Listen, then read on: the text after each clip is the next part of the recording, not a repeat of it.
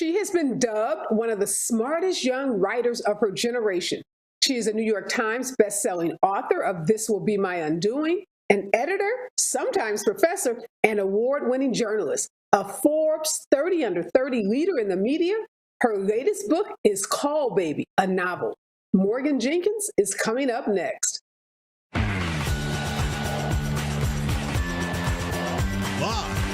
from Los Angeles, this is the Special Report with Areva Martin. Welcome, Morgan, and congratulations on your latest book, Call Baby, and just on all of the accolades you're receiving as you are rolling out these novels pretty much every year. How does it feel to be called one of the smartest young writers of your generation? It's just been a blessing, and I'm really thankful for this time in my career. Wow, you've been busy. Like your first book came out in 2018, then 2020 and 2021. How have you found the time? Because I know you also you've worked as an editor. Yeah. You've been a professor at Columbia University. Yeah. So where are you finding the time to write these incredible novels and works of nonfiction? I'm an early bird. And I think a lot of times I had myself on a really regimented schedule. So for example, if I had a class at Columbia at 10 o'clock, I would make sure I woke up at like 6:45 so I could get a little bit of breakfast, write for an hour and a half, shower and all that, and then get to where I'm going. Sometimes I take the bus rather than the train to have a little bit extra time, depending on where I was going, to just jot down certain things.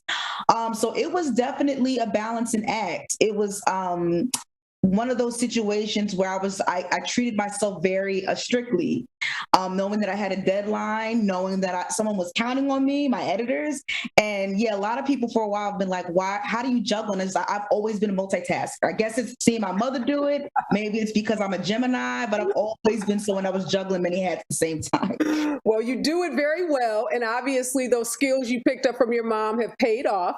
I want to spend some time talking about this book, Wandering in a Strange Land. I was really fascinated by it. I know it was one of Time's 100 must-read books of 2020. It was Good Housekeeping's best book of the year.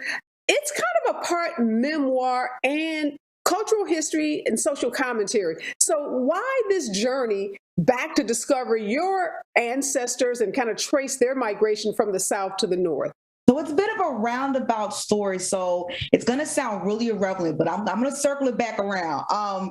When I was living in Harlem, I think it was in 2017, I was watching the movie Get Out.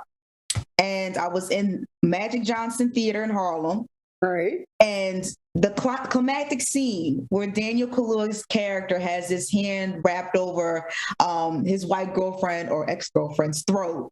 Right. And the police arrives and everyone in the theater collectively gasped. Everyone, I mean in Black people. Right. I've never seen that before, and it fascinated me. Well, because yes, we were living in a time of Black Lives Matter.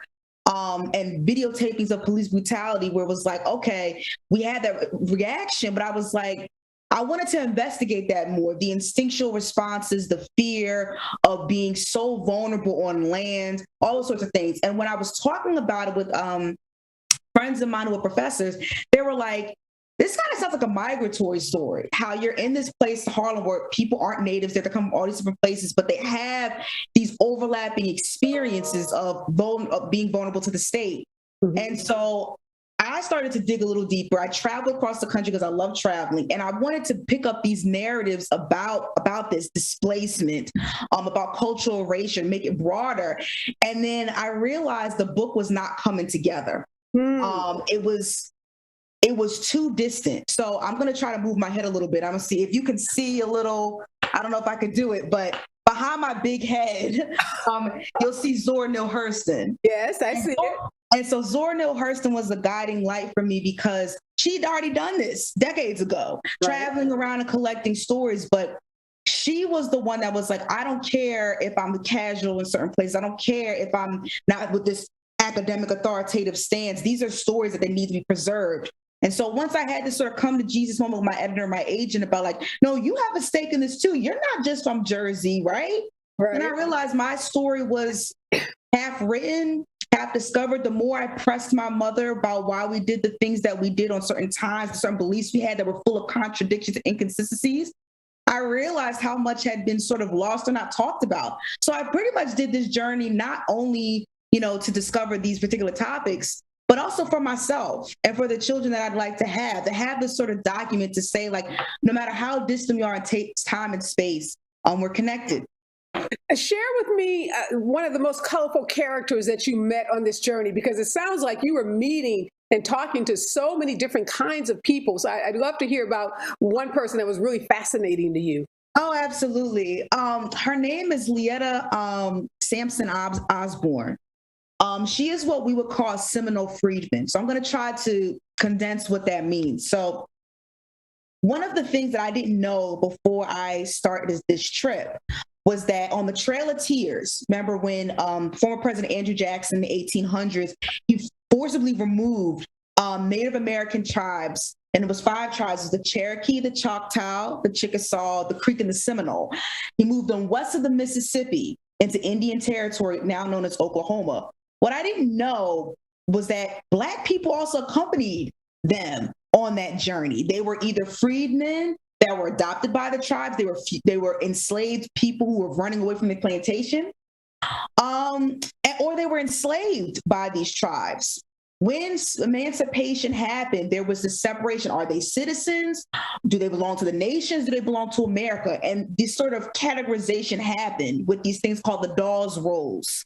If you are a freedman, which means that you had African blood, Black blood, you were placed on a separate category of those who were considered citizens. And what this meant is you may not get the same amount of land as those who were considered citizens. You're not going to get access to medical care, educational benefits, housing assistance. And families were splintered because of that. Because if you looked Black, even if you both had the same parents, you were placed on this role. If you looked more indigenous, you were placed on a citizen role. And so this has carried into the legacy of that. When I traveled to Oklahoma for a Seminole Freedmen protest in Seminole County, Oklahoma, at the BIA, which is the Bureau of Indian Affairs, Lietta picked me up at my hotel in Oklahoma City. And I was actually told to stay at this particular hotel by a Cherokee freedman by the name of Marilyn Van. And she wanted me to stay near her because of the danger.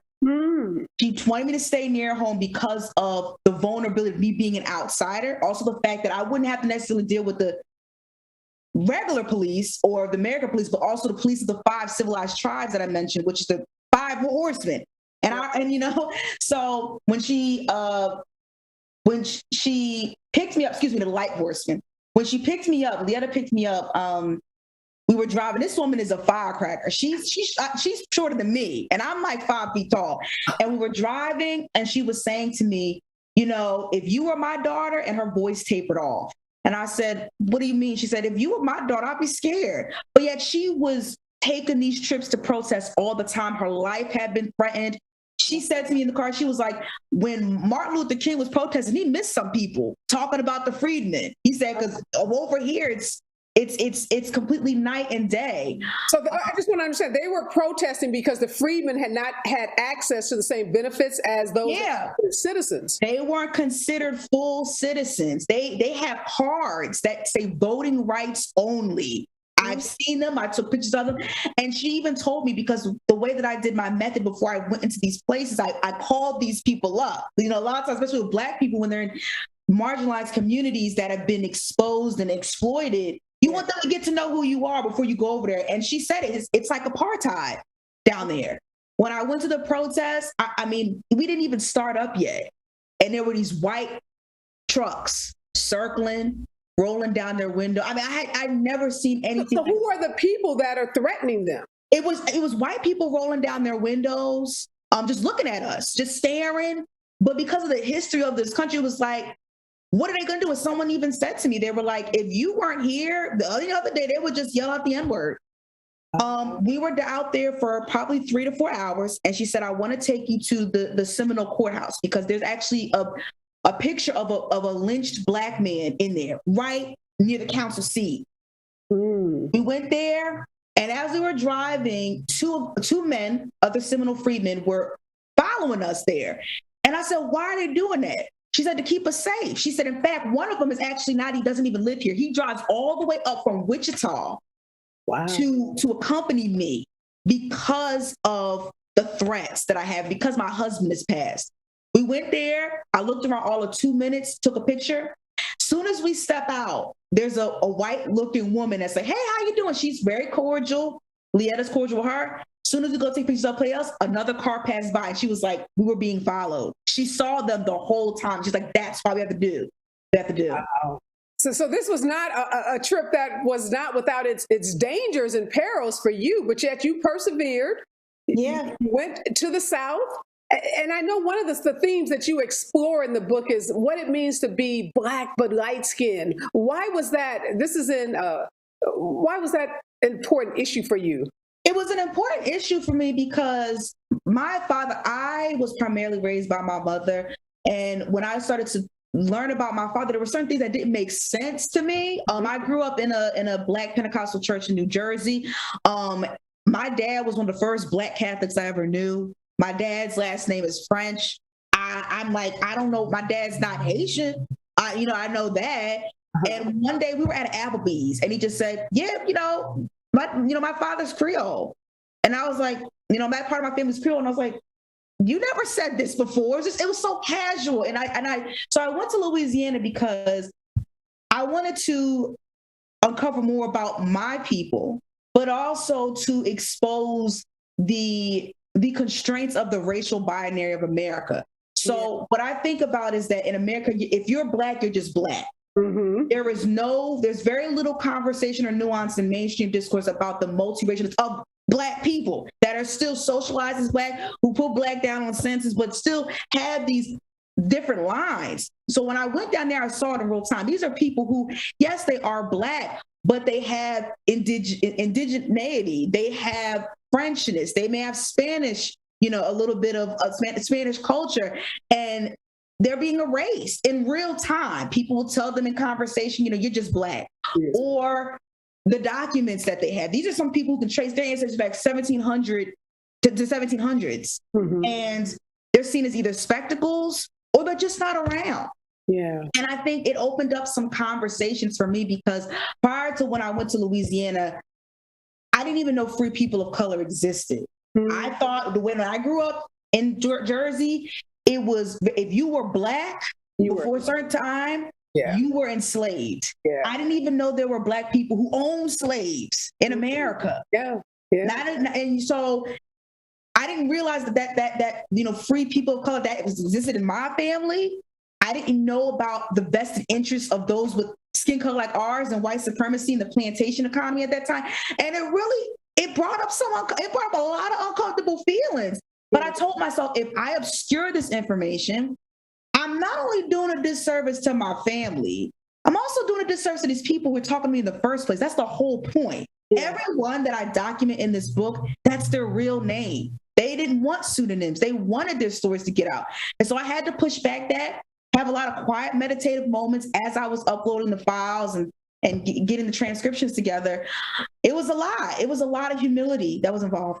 Yeah, no, I love this wandering in a strange land, that you, through this process, learn so much about yourself, about your family, and you get to tell those stories of those individuals that you met on the way. And like so many folks in these last 2 years, we are learning so much about Black history, right, that we've never been taught anywhere. Right. Never been exposed to. So we're having this moment, and you're right, it's very emotional to learn some of this information, and it's not all pretty. Some of it's quite shocking, like the fact that Blacks own slaves too is one of those revelations that can be really painful when we think about our community. And that kind of goes into your next book, Call Baby, because there are some dynamics in that book between the Black families that are also, I think, quite telling. So we're going to switch gears now. Call Baby, it's a novel, a fiction novel, but a lot of themes that I think are very similar to the themes in Wandering in a Strange Land. So I know you said at the beginning you always wanted to switch between fiction and nonfiction, but why in this moment did you want to write Call Baby?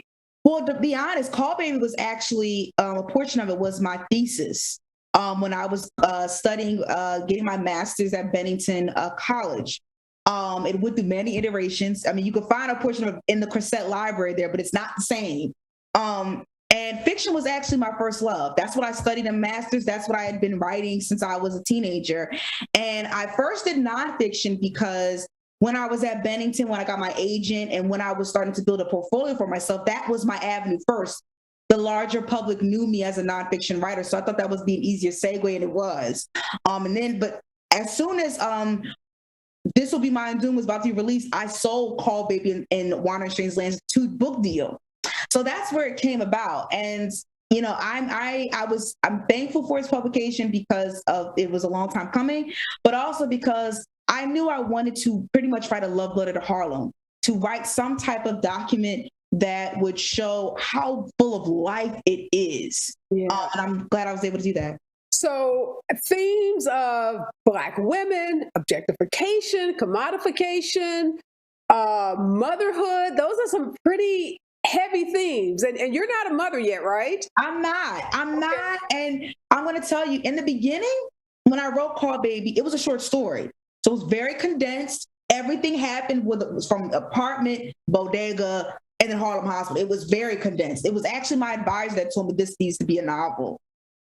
And I remember what I always try to tell people is that when you're working on a novel for years, not only does it evolve, you evolve as a human being.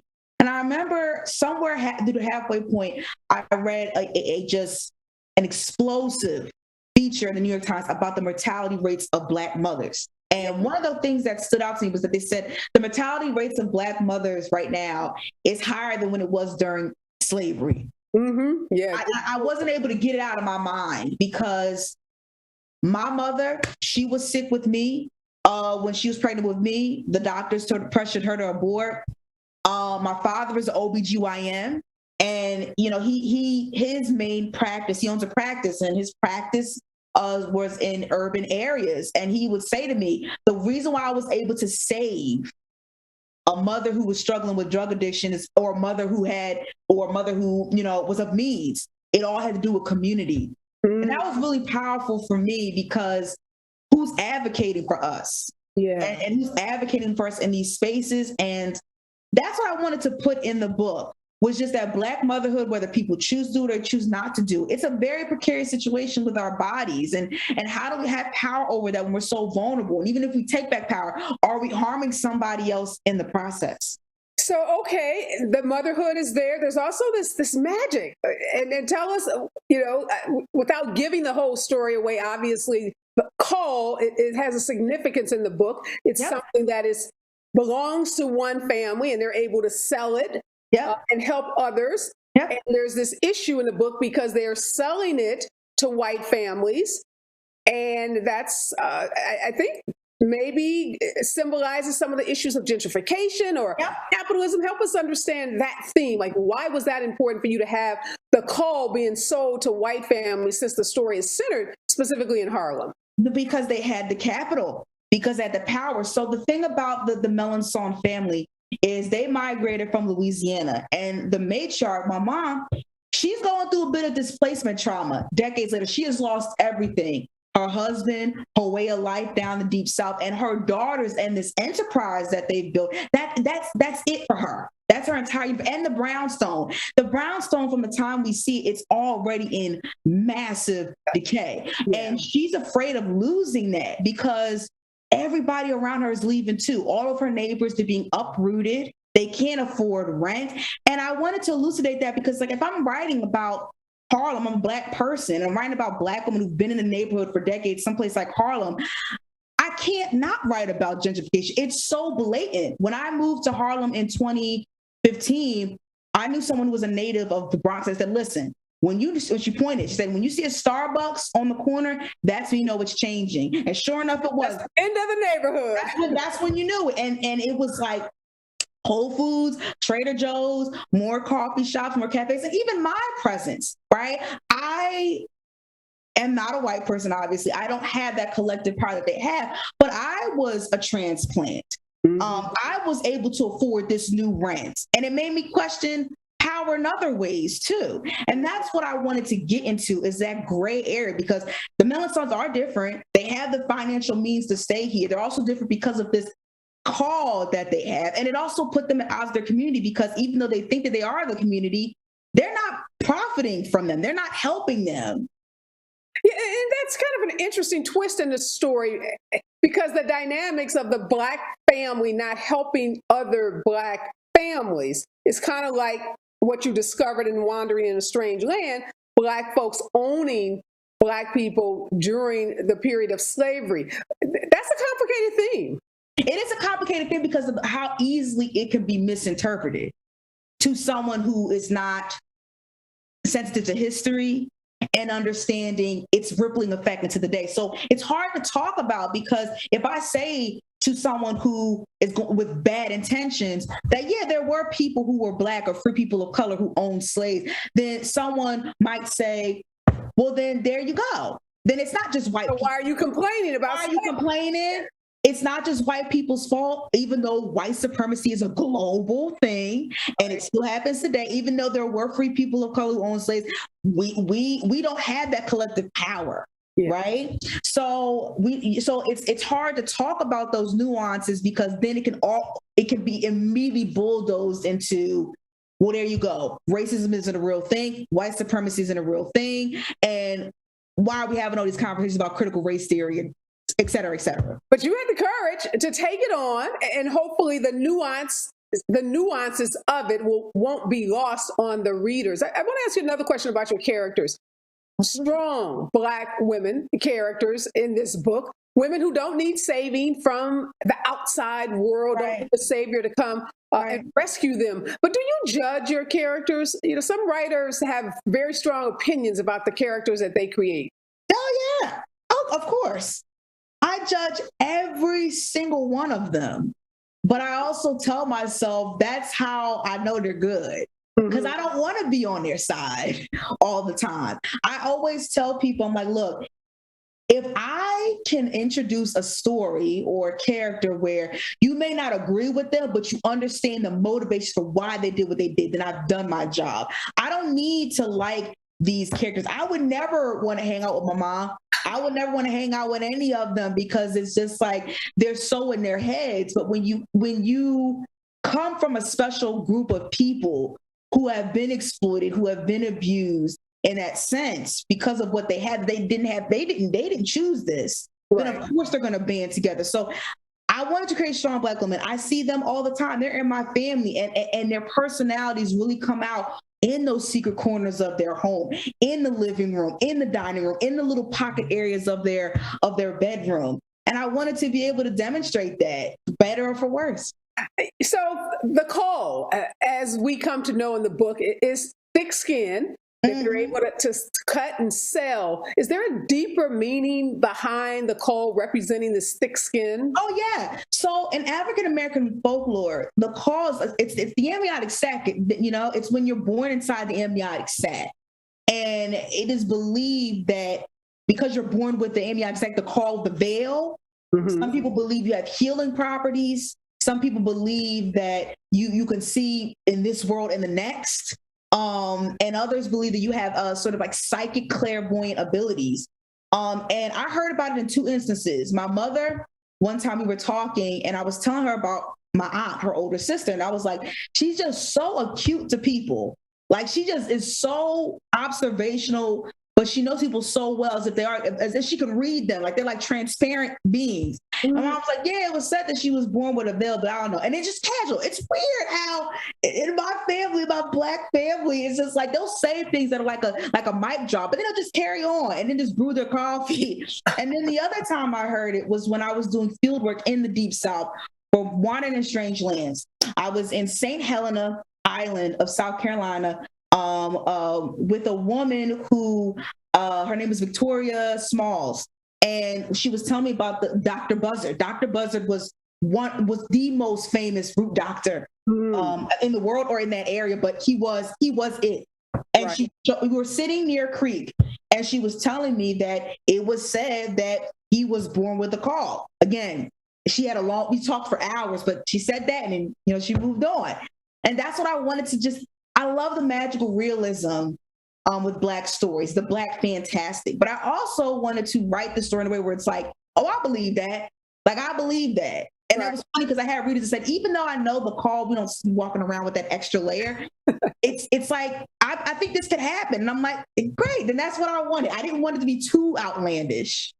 Okay, and I was thinking about it as maybe representing the impervious nature of Black women in particular, the resilience that we have developed over generations, that maybe was a theme you were touching on. Yeah, it was interesting that you say that because it's like, I was thinking when it came out, I was like, I wonder if someone's going to think like, what if the cause is a stand-in for like the strength of Black women, how everyone wants a piece of her? And that could be an interpretation too. Honestly, that wasn't what I thought while I was writing it, because I was all trying to think of the rules and the regulations of this world that I was building. But I did think about that because I'm like, even if the call didn't exist, everybody's always depending on us. Everybody's always asking us for help. And we usually all for sure, absolutely. What do you want, Morgan, the biggest takeaway? The book has so many themes, touches on a lot of current day themes, although it really is dealing with generational trauma as well. What do you want the biggest takeaway to be? I think the biggest takeaway that I want people to get from Call Baby is that this is an intimate portrait of Black women and families moving in and out of spaces, showing how they're connected with each other and trying to strive for independence, or sort of adhering to familial responsibilities. And what does all of these ideas, our Blackness, our womanhood, our personhood, how can all of these things thrive, or our magic, so to speak, figuratively or literally, how do all those things exist or collide under capitalism? Yeah, no, I think that's definitely a great way to think about the book. For those who haven't read it, make sure you pick it up. It's a really fascinating read. What's next? You've got so much going on. You've already achieved the unthinkable for most writers, New York Times bestselling list, all of these accolades. What's the next project for you? I am writing another novel. Oh, great. I'm writing another novel, and it's an epic. And so it's multi-generational. I don't know if you want me to tell you a little bit about it. But, sure. We'd love to. Just give us a sneak preview. So basically, I am writing a novel about two enslaved lovers who were separate from Mississippi, who were separated from each other at the brink of civil war.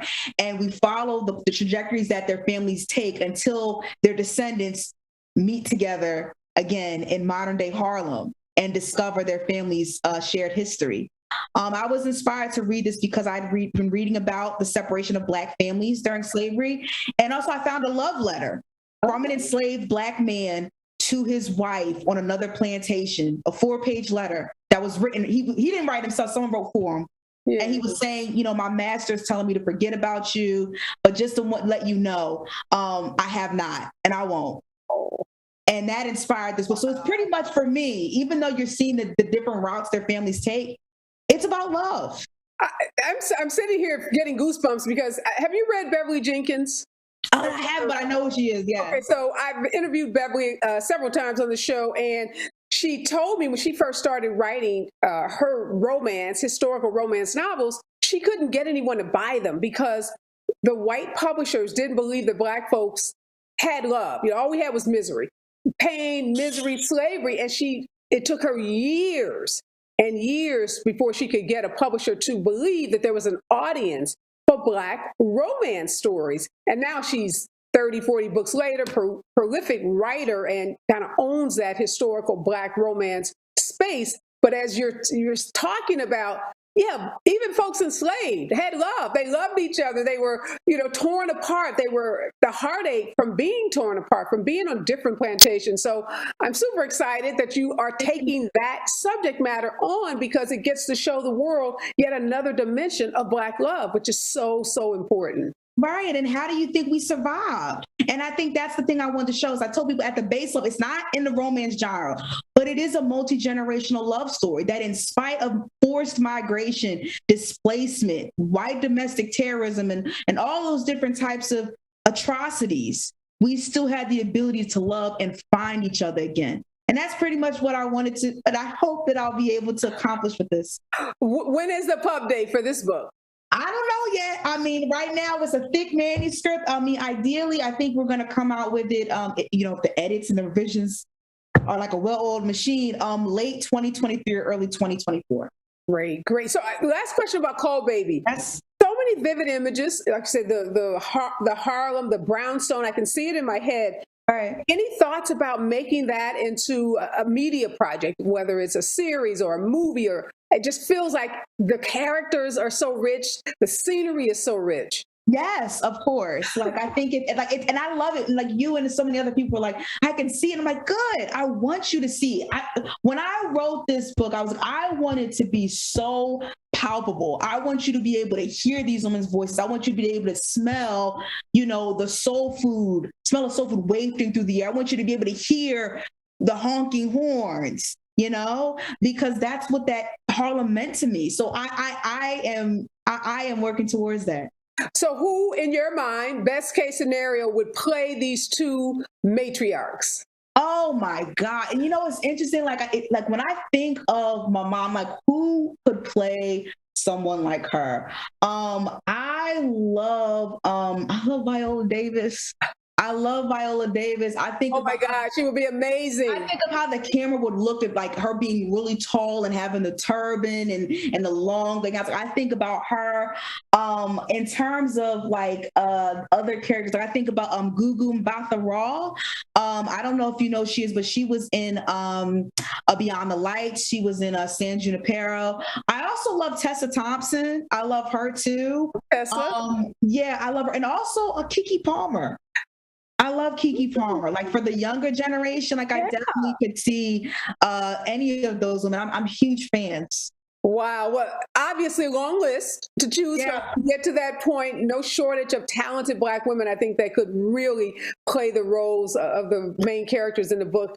Congratulations again. Wonderful sitting down talking with you. Best of luck with this fourth book coming up, and the film projects, TV projects, whatever else. I know whatever you're going to touch is going to turn to gold. Because after all, you're the smartest writer in your generation. So that's what smart people do, right? They just make goals. So Thank you. It was so nice talking to you. Thank you. All right. Take care, my friend. Okay, bye. Oh, I got to say this. I'm sorry. Don't go. I got to plug the books again. I'm sorry. I'm having so much fun. We've totally forgotten why we are here. Okay, Call Baby, the novel. Make sure you pick it up. Her second book, Wandering in a Strange Land. Pick that one up. And then the first book, which we didn't talk about, that's the one that got you the New York Times bestsellers list. This Will Be My Undoing. This is a book about women, about Black feminism. We'll have to have you back to talk about that because I was so fascinated with the last two. But the first one obviously set this whole career on fire. So again, any three books from Morgan Jenkins, you can't go wrong. Pick them all up. That's what I suggest. Okay. Now I can say take care, my friend. Take care. Thank you. I am super, super excited. Had such a great conversation with Morgan Jenkins. I love young, empowered, super talented women like her who are just doing their thing. From fiction to nonfiction, this woman is on fire. Her books have been just blowing off the shelves, and she's gotten some of the best reviews that any new author, or even a seasoned author, could expect to receive from book critics, New York Times, Oprah Magazine, the Times Magazine. Everybody is recognizing the brilliance of this young writer, and I can't wait to see what this fourth book, this love story between these two enslaved people, I can only imagine it's going to be super magical, like the Call Baby book, which I absolutely positively love. So again, I want to encourage you, if you have not read Morgan Jenkins, make sure you pick up one of her three books, Call Baby, Wandering in a Strange Land, and her first book, the one that hit the New York Times bestselling list, This Will Be My Undoing. If you love books written by strong Black women, about strong Black women, this is the author for you. Just some words to live by before I get out. And this is written, I'm going to end on some words that were written about Morgan Jenkins. These were written by Raven Leilani, another New York Times bestselling author. And she wrote this about Call Baby. These are her words. Call Baby is a deeply inventive meditation on survival and inheritance. Morgan writes about the intricacies of Black motherhood in a way that is tender and at times magic. All right, y'all, I'm out. Be safe out there. Wear your mask, get your booster. Remember, we're all in this together.